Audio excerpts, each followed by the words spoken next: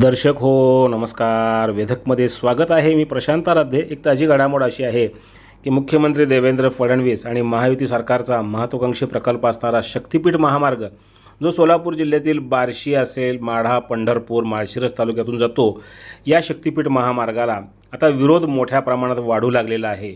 स्वाभिमानी शेतकरी संघटनेचे नेते राजू शेट्टी यांनी याला आधीच विरोध दर्शवलेला आहे आणि आता राष्ट्रवादी काँग्रेस पक्ष, शरदचंद्र पवार पक्षाचे आमदार रोहित पवार हेही या मैदानामध्ये उतरलेत आणि त्यांनी काल रात्री माळशिरस तालुक्यातील निमगाव मगराचे या गावामध्ये शेतकऱ्यांची बैठक घेतली. जे बाधित होणारे शेतकरी त्यांची बैठक घेतली आणि ह्या शक्तिपीठ महामार्गाला कडाडून विरोध दर्शवलेला आहे. त्यांचं म्हणणं आहे की अनेक महामार्ग असताना ह्या महामार्गाची गरज नाही आहे आणि विनाकारण हा महामार्गाचं काम केलं जात आहे आणि ह्याच्यातून शेतकऱ्यांचं फार मोठं नुकसान होणार असल्यामुळं याला आमचा विरोध आहे. विकासाला आमचा विरोध नाही आहे, पण विनाकारण जो एवढा मोठ्या प्रमाणात 1,00,000 कोटी रुपये ह्याच्यावर खर्च केले जाणार आहेत, हा खर्च आम्हाला मान्य नाही आहे, असं आमदार रोहित पवार यांनी यावेळी पत्रकारांशी बोलताना स्पष्ट केलं. यावेळी आमदार उत्तमराव जानकर, जीवनराव जानकर यांच्यासह अनेक नेते या बैठकीला उपस्थित होते आणि या बैठकीमध्ये सगळ्या शेतकऱ्यांनी आपली मतं मांडली. याचवेळी रोहित पवार यांनीही आपलं मत मांडलं. पहा काय म्हणाले आमदार रोहित पवार. नागपूरमध्ये जे खनिज आहे ते खनिज वाहून नेण्यासाठी शक्तिपीठाचं नाव देऊन हा मार्ग तयार केला जातो असं आहे ना. म्हणजे तिथं जे खनिज आहे ते खूप मोठ्या प्रमाणात मिळालेलं आहे. तिथल्या आदिवासी समाजावर तर अन्याय केला जातोय, त्यांना विश्वासात घेतलं जात नाही. आम्ही इन्फ्रास्ट्रक्चरच्या विरोधात नाही, आम्ही विकासाच्या विरोधात नाही, पण लोकांना विश्वासात तुम्ही घ्या.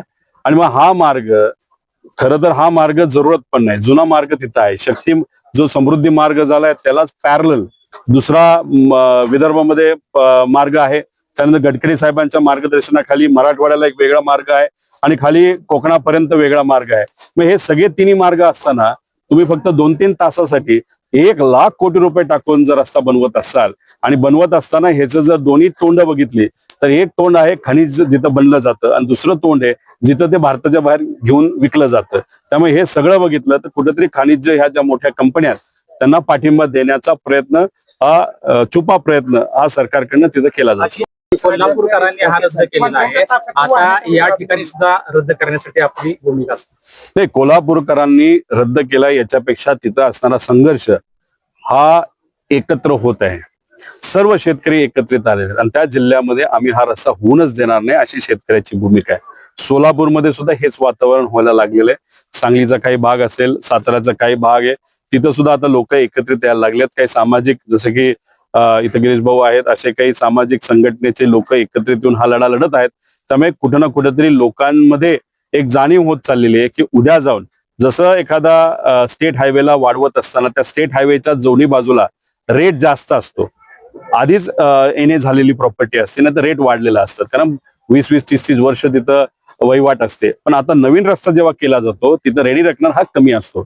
त्यामुळे तिथं असलेल्या रस्त्याला जर वाढवत असताना तिथं जो पैसा, जसं की पालखी मार्गाला पैसा मिळाला तसाच पैसा इथं मिळणार नाही. त्यामुळे ही कुठेतरी शेतकऱ्याची फसवणूक आहे, खोटं बोललं जातं. त्यामुळे शेतकरी एकत्रित एकजुटीने हा रस्ता हाणून पाडतील असं आम्हाला वाटतं. जय पवार म्हणाले